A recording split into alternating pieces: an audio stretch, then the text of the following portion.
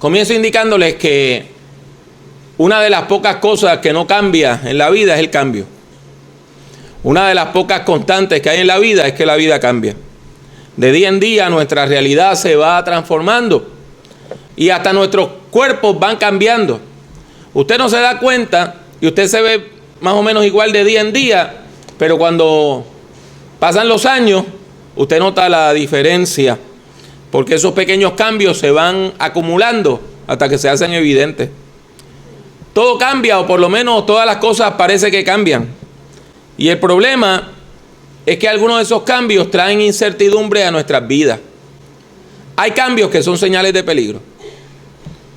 Cuando una persona sube de peso súbitamente, o baja de peso de repente, o de momento siente que toda la textura de su piel cambia, pues por lo regular eso es señal de que tiene un problema de salud y que puede ser bastante grave. Todo cambia, todo parece que está cambiando, y eso nos lleva a preguntarnos si hay algo que no cambia. Eso nos lleva a preguntarnos si habrá algún elemento de nuestra realidad que sea permanente, si hay alguna realidad que sea estable, alguna realidad que perdure. Y en parte, esa es la pregunta que nos plantea el texto que leímos hoy de la epístola a los Hebreos.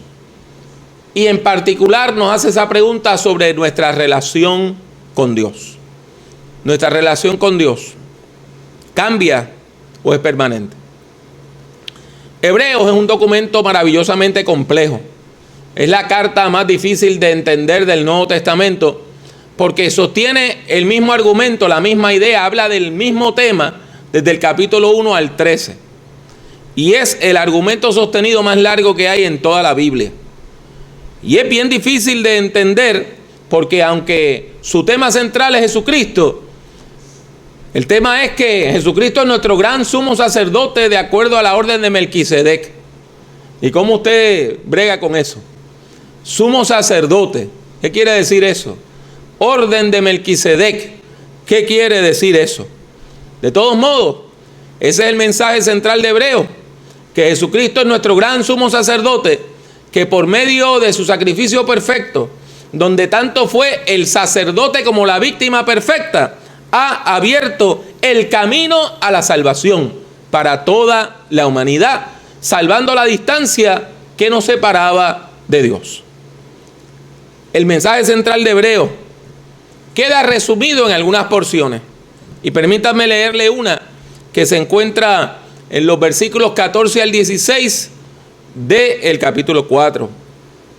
Dice el texto: por lo tanto, y ya que en Jesús, el Hijo de Dios, tenemos un gran sumo sacerdote que traspasó los cielos, retengamos nuestra profesión de fe, porque no tenemos un sumo sacerdote que no pueda compadecerse de nuestras debilidades, sino uno que fue tentado en todo, de la misma manera que nosotros, aunque sin pecado. Por tanto, acerquémonos confiadamente al trono de la gracia para alcanzar misericordia y hallar gracia para cuando necesitemos ayuda. ¿Qué mensaje más hermoso? Aquel que fue tentado en todo igual que usted y que yo, pero que se mantuvo firme y ahora nos puede ayudar a nosotros, a nosotras, a estar firmes ante la adversidad. Este pasaje bíblico es ciertamente hermoso, pero vamos a ser honestos, honestas. Es casi imposible de entender, a menos que alguien a usted se lo explique. Porque hoy nuestra realidad está muy separada de la realidad que habla el texto. Ninguno de nosotros ha visto ningún sumo sacerdote jamás en su vida, a menos que sea una película. Y no sabemos qué es eso, porque eso no es parte de nuestra realidad actual. Por lo tanto, hay que explicar qué es eso del sumo sacerdote y por qué Jesucristo es superior a él. En los tiempos del Antiguo Testamento, mis hermanos y hermanas, el pueblo de Israel tenía sacerdotes. Si usted conoce a alguna persona de apellido Cohen, C-O-H-E-N, eso quiere decir sacerdote en hebreo. Esa persona es descendiente de sacerdotes judíos.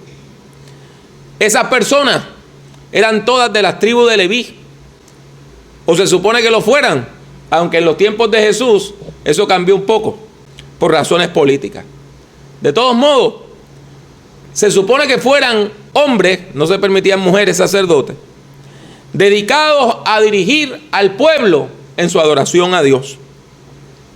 Estos sacerdotes intercedían en oración por el pueblo, les daban consuelo y apoyo y les ayudaban a presentar sacrificios de animales, derramando su sangre para que de manera simbólica ellos pagaran por sus culpas y recibieran el perdón de Dios.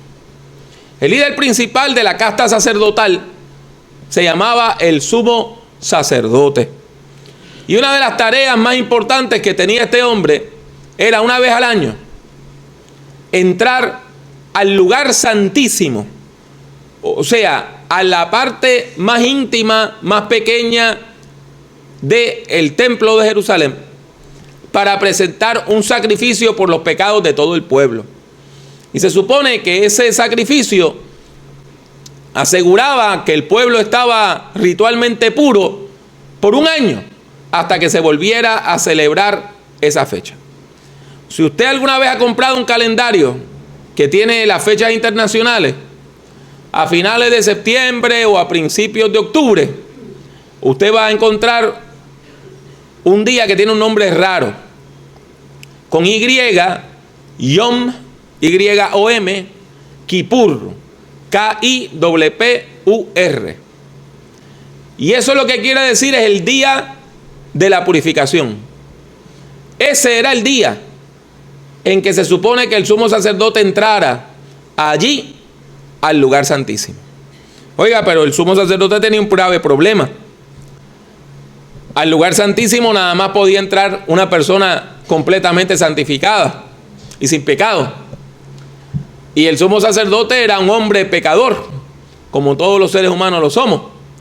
Por lo tanto, el sumo sacerdote primero tenía que ofrecer un sacrificio por él mismo, y una vez purificaba sus propios pecados, entraba al lugar santísimo a presentar el sacrificio por el pueblo. Y como le dije, eso caducaba cada 365 días. Y cada año había que volver a presentar ese sacrificio por el pueblo. Había que renovarlo todos los años. Hebreos presupone que la gente que lea la carta saben todo eso que yo le expliqué. Y por eso es que hace este argumento de que Jesucristo es un sumo sacerdote más efectivo y mejor. Vuelvan a escuchar la lectura bíblica, ahora desde el versículo 23, en la versión Reina Valera contemporánea, que es un poquito más clara, porque está en lenguaje latinoamericano, que la Reina Valera del 60, que es la que llevamos en el corazón. Dice la palabra: por lo tanto, era absolutamente necesario que las réplicas de las cosas celestiales fueran purificadas así. Pero las cosas celestiales mismas necesitan mejores sacrificios que esto, porque Cristo no entró en el santuario hecho por los hombres, el cual es un mero reflejo del verdadero, sino que entró en el cielo mismo para presentarse ahora ante Dios en favor de nosotros. Y no entró para ofrecerse muchas veces, como el sumo sacerdote que cada año entra en el lugar santísimo con sangre ajena. Si así fuera, Cristo habría tenido que morir muchas veces desde la creación del mundo. Pero ahora, al final de los tiempos, se presentó una sola vez y para siempre, y se ofreció a sí mismo como sacrificio para quitar el pecado. Y así como está establecido que los hombres mueran una sola vez y después venga el juicio, así también Cristo fue ofrecido una sola vez para llevar los pecados de muchos, pero aparecerá por segunda vez, ya sin relación con el pecado, para salvar a los que le esperan. ¿Qué quiere decir todo esto? Que a diferencia del sumo sacerdote, que tenía que entrar después de ofrecer un sacrificio por él mismo, con sangre de un animalito, al lugar santísimo hecho con manos humanas, Jesucristo entró al verdadero lugar santísimo, al templo celestial, a la misma presencia de Dios, delante del trono de Dios en los cielos. Y entró una sola vez. Y entró no con sangre de un animalito, sino con su propia sangre, como víctima perfecta y sacrificio perfecto y sacerdote perfecto. Versículo 23 nos dice que los sacrificios sacerdotales solamente podían purificar las cosas humanas, pero el de Cristo pudo purificar aún las realidades que están en los cielos. Esas cosas terrenales que se pueden limpiar con sangre de animales incluye el templo y el altar y los instrumentos que utilizaban los sacerdotes. Sin embargo, lo único que puede purificar las realidades celestiales es el sacrificio más excelente de Cristo Jesús, Señor nuestro. El versículo 24 nos aclara, nos dice que Jesús entró en ese santuario celestial, el que no está hecho con las manos de seres humanos. O sea, que entró a la misma presencia de Dios. El texto también nos enseña que Jesús murió una sola vez y entró al santuario una sola vez, y que su sacrificio fue tan efectivo que dura para siempre, que la sangre que ofreció fue la del mismo, y que Él, como sumo sacerdote perfecto y víctima perfecta, llevó a cabo este ritual cósmico una sola vez, y que su sacrificio permanece. Por eso, la obra de Cristo es superior a cualquier obra humana. La obra de Cristo es superior a los múltiples sacrificios que podamos ofrecer usted y yo. La obra de Cristo es tan efectiva que solo tuvo que hacerla una sola vez para que tuviera poder por toda la eternidad. El foco de este texto cambia en el versículo 27. Y en el versículo 27 empieza a hablar de cómo la vida humana se relaciona con esa realidad divina. Y nos dice que está establecido que ustedes y yo, los seres humanos, morimos una sola vez. Y usted me va a decir, no, pero hay personas que las resucitan en salas de emergencia. Y usted tiene razón, pero esa persona está en un continuo entre la vida y la muerte. Pero después que usted muere y lleva más de cierto tiempo sin latir el corazón y sin actividad cerebral, ya usted no vuelve a vivir. Usted y yo morimos una sola vez. Y eso quiere decir que después que nosotros muramos, vamos a enfrentar a Dios y vamos a enfrentar el juicio divino.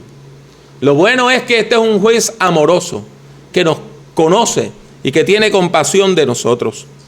El texto de Jesucristo, el texto bíblico compara la muerte de Jesucristo con la muerte humana. Así como ustedes y yo morimos una sola vez, Jesús murió una sola vez. Lo único que su muerte es eficaz y tiene poder para llevar los pecados de muchos y llevar muchos hijos e hijas a la gloria.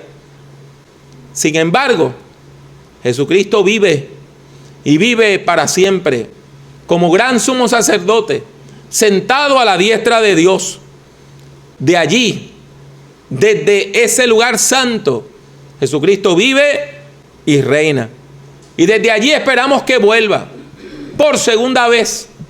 Esta vez no para quitar el pecado humano, sino para salvar a todos los que le esperan. Como le dije, es un pasaje bíblico difícil, duro de entender, pero que tiene una gran enseñanza.